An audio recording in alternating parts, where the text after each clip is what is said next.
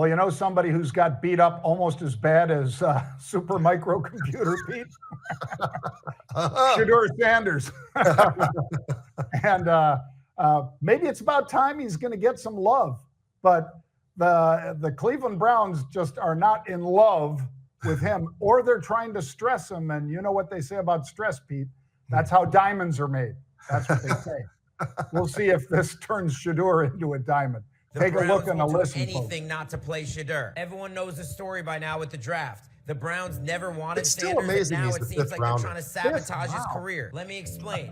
First, they just released their unofficial QB depth chart, and where do you think they have Sanders listed? Yup, that's right, last. And if you're thinking it must be based on performance so far in camp, you'd be wrong, because here are the stats because look at those numbers. QBs so far. Those are impressive numbers. Sanders has not only not been the worst, twice as many touchdowns, but he's last on the depth chart. Make it make sense. But wait, there's more. It gets worse. Now two of the QBs ahead of him got injured. Okay, so you're thinking never want to see anyone get hurt, but now Shedeur will have a chance to move up and possibly prove himself as the number 2. Nope, wrong again. Because instead of doing that, which would have been the obvious choice, the Browns decided to bring in another QB to make it even harder for him. And no disrespect to this man, but it's not like they're bringing in Josh Allen either. Enter career backup Snoop Huntley into the mix. The Browns just love themselves a mid QB. So now they have Flacco, Pickett, and Huntley to go along with their 2 rookies. Add in Watson, and they currently have 6 QBs on the roster. All of that comes right after the wherever he is comments about Shedeur just the other day. So if this is the Browns' plan, just trade him or release him and give him a real chance to earn a job somewhere. Because in my opinion, with what they're doing in Cleveland right now,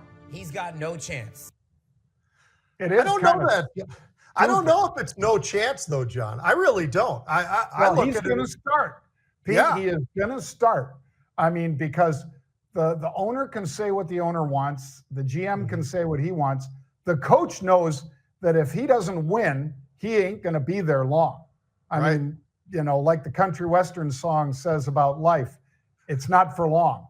And he ain't going to be there long if he starts somebody who is less impressive than Shedeur. And I'm not saying Dylan Gabriel is less impressive. I'm not saying that. He might be on a par with him. The stats don't bear that out yet, but maybe he is. Maybe he is. But nonetheless, he is going to get his shot. He's going to get a shot. You know, you've got injury. I mean, it's actually, John, in my opinion, this rolls really, really well for Shedeur. Now he has to perform, though. And I think it's why just yesterday, we were talking about this guy and the fact that he didn't want Deion coming in there and interrupting and everything else that could happen because of his celebrity and his status and everything about him. So, and I think the world of Deion. I think he's fantastic. But I think when you really break this one down, John, if Shedeur gets this, and he will, but they're going to be practicing against Carolina already. So that's a big deal. And I think that's going to be really, really interesting to see how this whole thing kind of plays out. They're going down to Carolina. They're going to be doing those dual practices that they do. And they're pretty aggressive, to be honest with you. So he'll get an opportunity now, more so than he's had the entire training camp, because they've got injuries, they've got age, they've got other quarterbacks they're bringing in. This has got to be the most quarterbacks on anybody's roster in the entire NFL, because, you know, you almost forget some of them, John. Some of them have been on, you know, injured reserve. Some of them are banged up now and whatever else. There's 6 of them in there. I think there's 5 or 6 at least. Six. Yeah. So there's a lot to be said about that. But if he can go down there and look good against the Panthers, who usually have a pretty good defense at least, and they've struggled on offense and the quarterback and all the different things that they've got. But it could be pretty interesting. And this is his chance, in my opinion. And I don't know how many chances you get like this, because the opportunity is there. It's just put out. The platter is out there, and now he's just got to take it. Because if he goes down there and puts up some nice-looking numbers, like the numbers we just saw that he's got already in camp, this is a guy who's not going to sit at number 4 or number 5 or number 6. This is a guy who starts to elevate up, I think. What do you think? Yeah, I agree 100%. I think he is. Plus, there's no stage too big for him, Pete. Right. Growing up under his dad, getting all the accolades and all the money out in Colorado and turning that program around. I'll give more credit to his dad for that, but certainly he was a great quarterback that was considered a front runner for the Heisman as well, and had the record, I believe, for Division I quarterbacks in terms of passing percentage and all that kind of stuff. He's the real deal. So the stage is not too big for him in Cleveland, of all places. So I think he is going to get out there and perform. And if the rest of the team performs around him, Pete, this might be his job for a long time.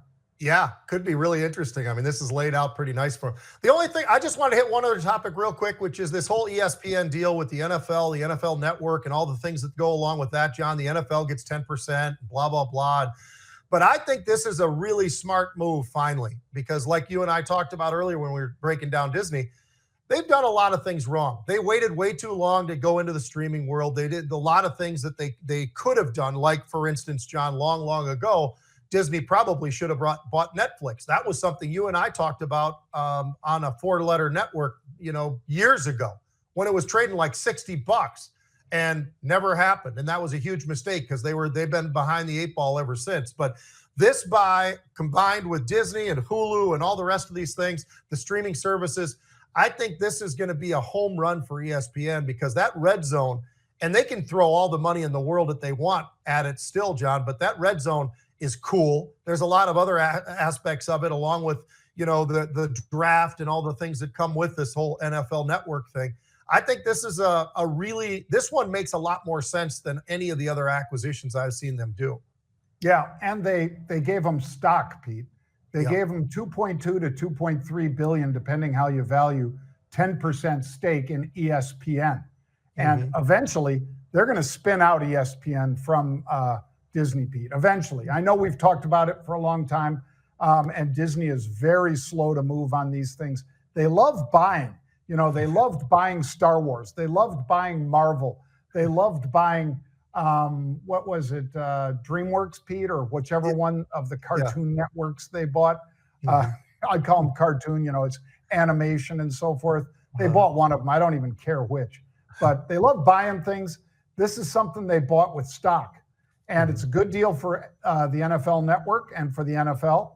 And it's, I think, a great deal for Disney, because this is a deal they needed to do, because unlike the NBA that Pete just lambasted, the NFL is a huge draw and will be for, decades likely to come. So I agree, Pete. Yep, and they got a deal. It's $29.95, as they've already put out all this stuff, what the streaming services are going to mean and what it's going to cost, and the direct-to-consumer and all that. So this is just like a bolt-on, and they're ready to rock and roll, John. And I think it's something that really could be a huge generator for what we're seeing coming out of ESPN, but specifically even underneath Disney itself. Well, folks, we will be back with another Rebels Edge tomorrow at 1 p.m. Eastern Time. We hope you join us then. See you tomorrow.